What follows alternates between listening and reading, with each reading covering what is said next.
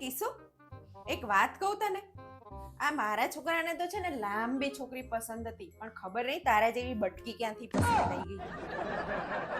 Mummy મારે તે છે ને સાસુ છે ને નાની જીભ હોય ને એવી જોતી હતી, પણ ખબર નહીં આવી લાંબી જીભ વાળી ક્યાંથી મળી ગઈ. શું કીધું કિસ્સું તે? ના મમ્મી કાંઈ નથી કીધું.